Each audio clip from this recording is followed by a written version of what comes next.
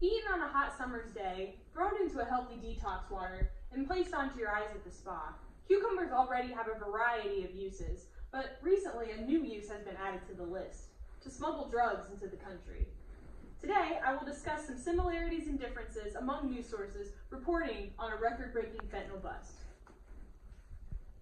Many people watch the news to stay well informed, but are unaware that many news sources include political bias in order to sway or influence readers to form a specific political opinion. As a young adult, politics are quickly beginning to become more significant in my life.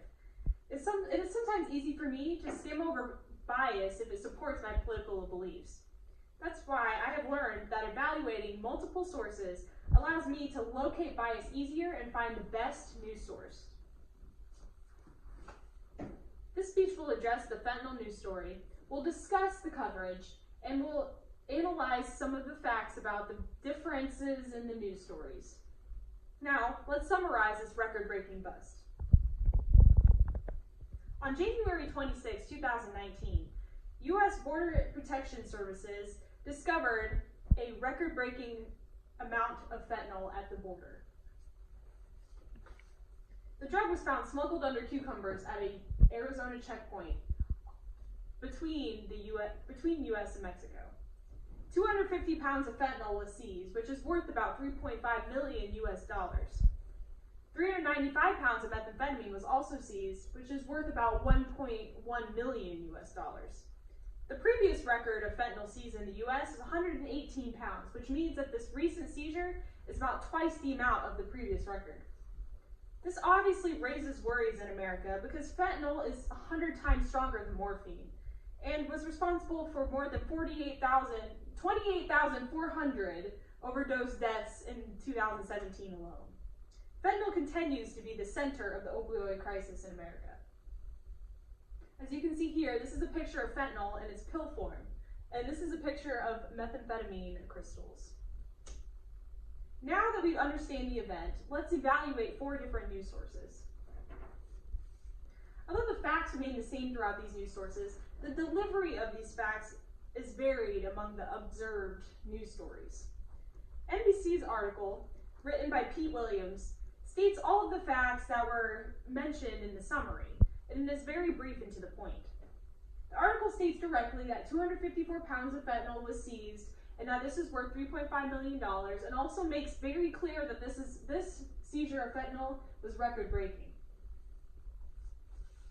The Huffington Post coverage, written by Sebastian Murdoch, also states these same facts, but it points out that Donald Trump stated that these drugs are flowing in from Mexico, but not through ports of entry, which is creating a very emergent need for a border wall.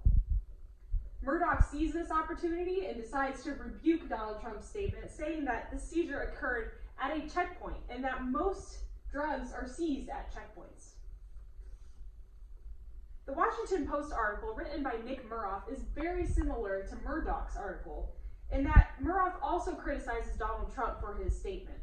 But Muroff discusses in more detail about the dangers of fentanyl. Lastly, Fox 10 Phoenix also covered this story, and Anita Snow mentions the same facts that were mentioned in all 3 of the other articles. But she concluded that the man driving the truck was a Mexican, although other news sources reported that his identity was unknown. The differences between these articles highlight how important it is to evaluate news stories for bias. It is best to evaluate a wide range of sources in order to pick up on bias more easily. Laura K. Keisler and Dennis O'Connor wrote an article for the New Jersey Institute of Technology about how to identify bias. And they suggest that some questions to ask yourself before reading news stories include: what is the author's political point of view? What does the author stand to gain? Who is paying for the website or the news source? And lastly, does the author present alternative points of view? If we use these questions to guide our investigation into these news sources, NBC's article was observably the least biased. This article avoids bias and purely states the facts, and it appears that the author, Williams, was almost trying to avoid using bias in his news story. Perhaps this is because of the existing controversy of the topic. The Huffington Post and Washington Post are notably liberal news sources, and it's important to keep this in mind before evaluating their stories. Both sources were very quick to attack Donald Trump's border wall proposal and neglected the fentanyl news story towards the end, creating a very heavy liberal bias. This bias is intended to sway an audience against these border wall policies. The Fox News article does the complete opposite. It gives the word Mexican a very negative connotation in order to sway its readers to form opinions that support these border wall policies. Hopefully you have learned a bit about this big news story, as well as to identify bias among news stories.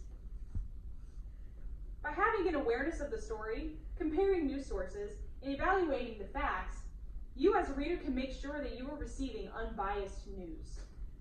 By doing these things, you can take away valuable information from the news with little to no outside influence.